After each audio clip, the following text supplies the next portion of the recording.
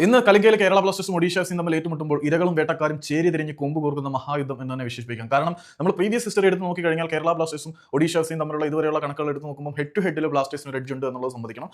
പക്ഷേ ഒഡീഷ എഫ്സിയുടെ പരിശീലകൻ ആരാണ്? സെർജിയോ ലൊബേറയാണ്. ഒരു സമയത്ത് എഫ് സി ഗോവയുമായിട്ട് വന്ന് ഗോൾ മഴ പെയ്ച്ച് സ്ഥിരം കേരള ബ്ലാസ്റ്റേഴ്സിന് ഇട്ട് തുടുക്കുന്ന ഒരു പരിപാടി ലൊബേറയ്ക്ക് ഉണ്ടായിരുന്നു. ലൊബേറ പിന്നീട് മുംബൈ സിറ്റിയിലേക്ക് പോയപ്പോഴും കേരള ബ്ലാസ്റ്റേഴ്സ് ലൊബേറയുടെ ഏറ്റവും പ്രിയപ്പെട്ട വേട്ടമൃഗങ്ങളിൽ ഒന്നായിരുന്നു.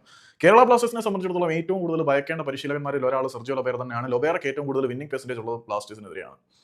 ഈ ഒരു കണക്കിൽ മാത്രം കണ്ട് നമ്മൾ പേടിച്ചിരിക്കേണ്ട കാര്യമില്ല. ഇനിയിപ്പം ഒഡീഷയും ബ്ലാസ്റ്റേഴ്സും തമ്മിൽ ഏറ്റുമുട്ടുമ്പോൾ ബ്ലാസ്റ്റേഴ്സിന്റെ സൈഡിൽ ഒരു ഒഡീഷയുടെ കില്ലറുണ്ട്. കാരണം എപ്പോൾ കണ്ടാലും ഒഡീഷ എടുത്ത് ഉടുക്കാൻ ഉള്ള മനസ്സുമായിട്ട് ഗോൾ അടിക്കാൻ പതിയിരിക്കുന്നവനാണ് നോഹ സദോയി.